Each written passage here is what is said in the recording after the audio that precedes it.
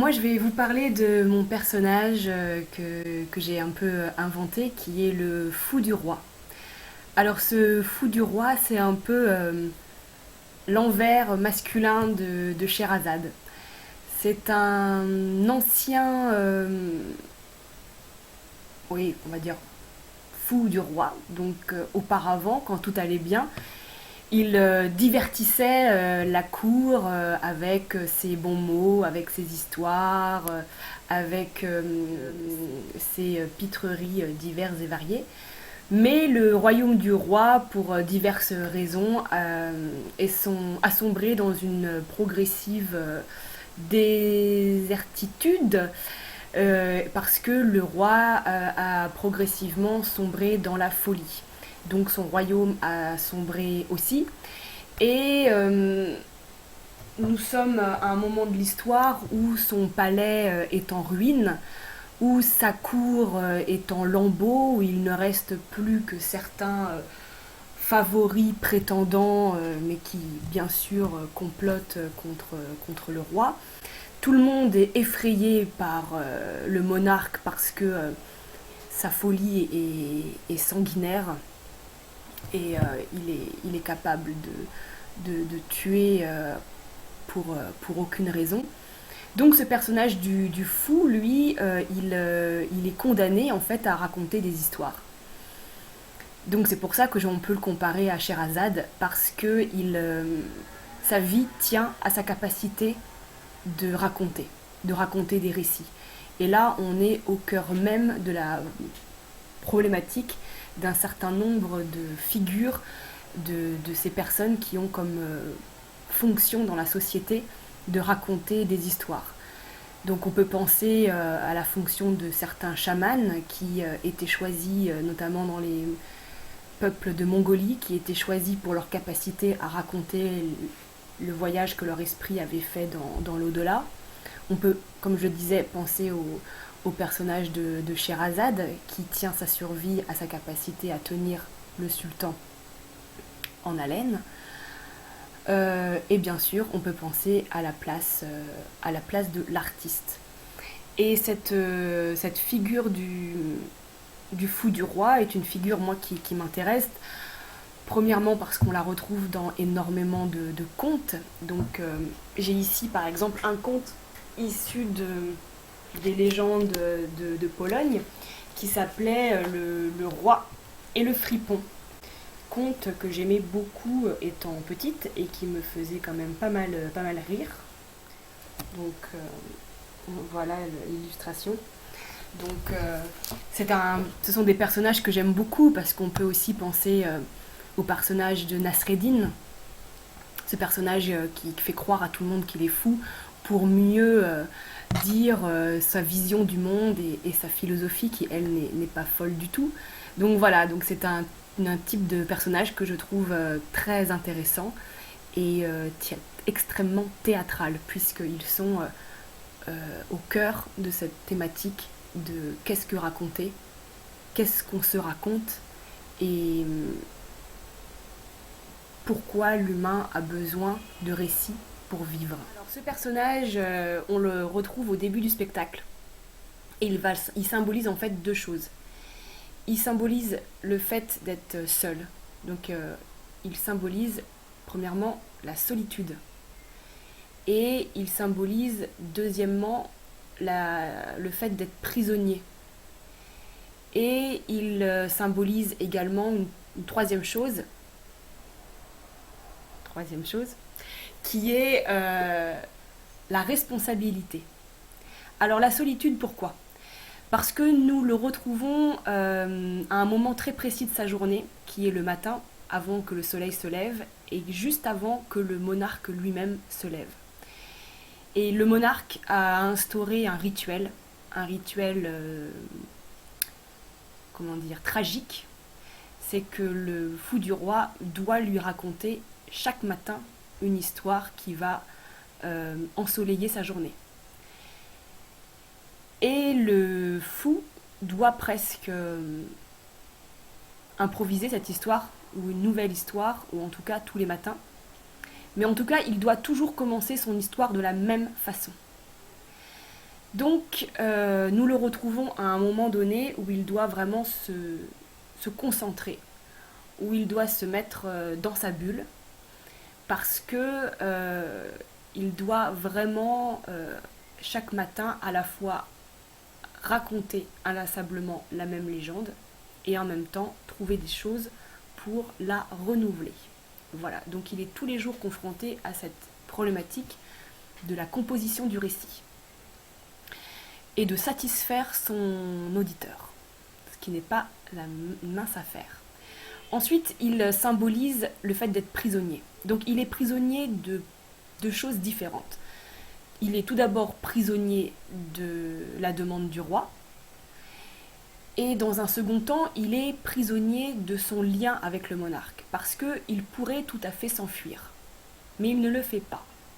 Et il ne le fait pas pourquoi? Parce qu'il est attaché au roi. Donc là, nous sommes dans une forme de situation classique du valet et du maître, que le maître ne peut pas vivre sans son valet et que le valet ne peut pas vivre sans son maître. Autant le roi est fou, autant le valet est lucide. Plus le maître devient fou, plus le fou du roi devient lucide. Voilà. Donc il est prisonnier aussi de sa lucidité. Donc sa seule façon un petit peu de s'évader, c'est de regarder par la fenêtre. C'est pour ça qu'au début de son intervention, au moment du spectacle, le spectateur le retrouve en fait en train de regarder par la fenêtre. C'est son seul accès au monde.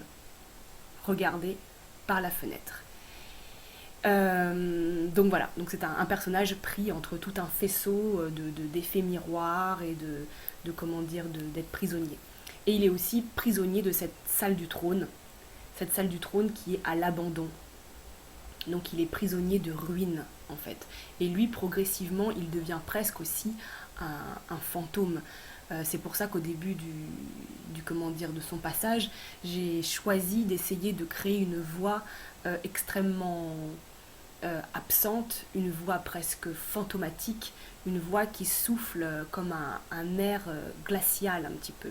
Parce que lui-même, progressivement, il disparaît en fait. Et il y a un seul moment dans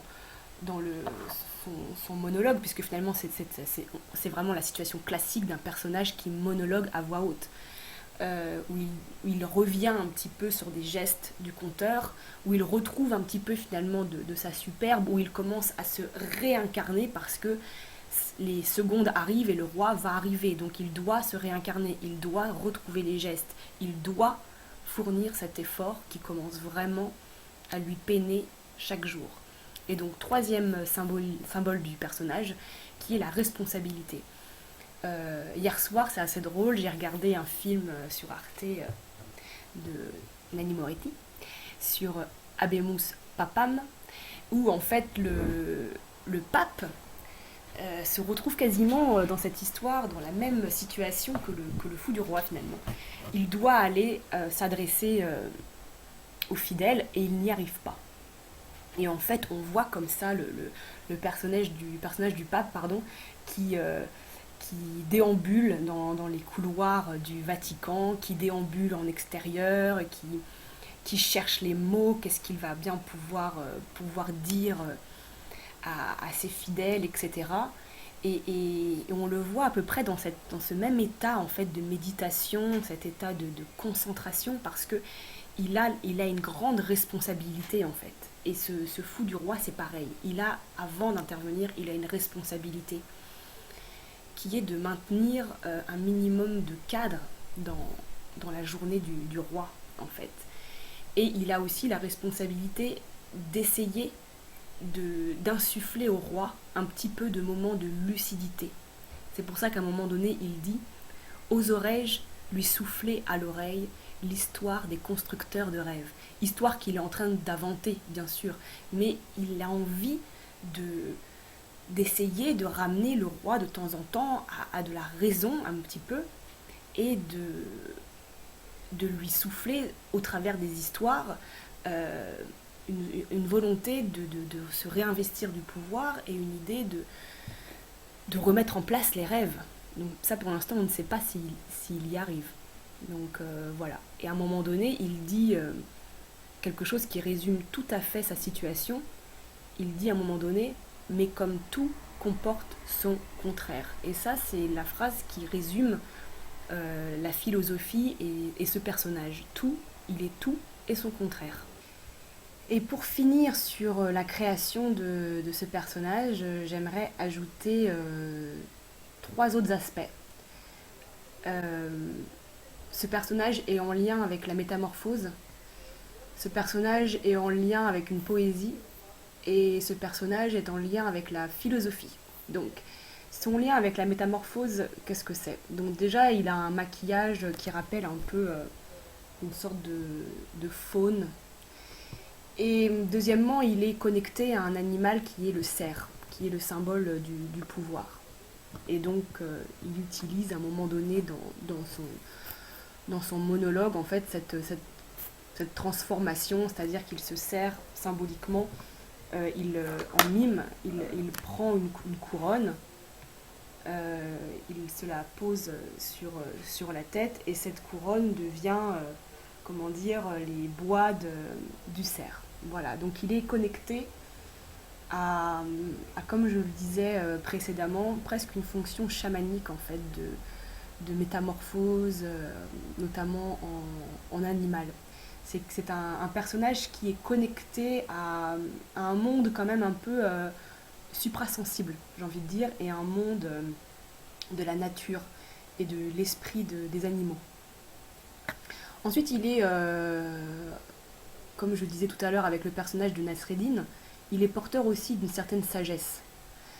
Et là, j'aimerais partager avec vous un point sur les questions de Kant. Donc Kant nous fait poser 4 questions. Que dois-je savoir? Que dois-je faire? Que m'est-il permis d'espérer? Et qu'est-ce que l'humain? Ce personnage du fou du roi, lui, il aurait 3 questions philosophiques auxquelles il est confronté. La première, c'est qu'est-ce qu'on attend de moi? La deuxième, que suis-je censé faire? Et la troisième question, vais-je le faire? Parce que lui, il est en lien avec un personnage qui a du pouvoir. Donc il est confronté à cette question, suis-je en capacité de rendre plus lucide et plus humaine la personne qui a le pouvoir? Voilà.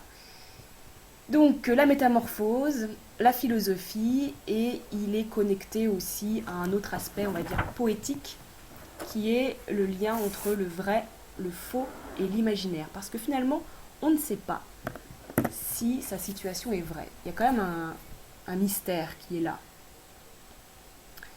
Est-ce que tout ceci ne serait pas qu'une fable finalement? Est-ce qu'il n'est pas lui-même pris au piège dans ses propres fables? Donc là, j'aimerais juste vous lire un poème, rapidement, de Alain Bosquet. Je n'ai qu'un corps, mais j'ai 2 âmes. L'une pour m'émouvoir, l'autre pour être pierre. Je n'ai qu'une âme, mais j'ai 2 corps. L'un pour durer, autant que le sapin qui marche, autant que le hibou qui brûle, et l'autre pour me fondre dans la cascade et dans l'étoile.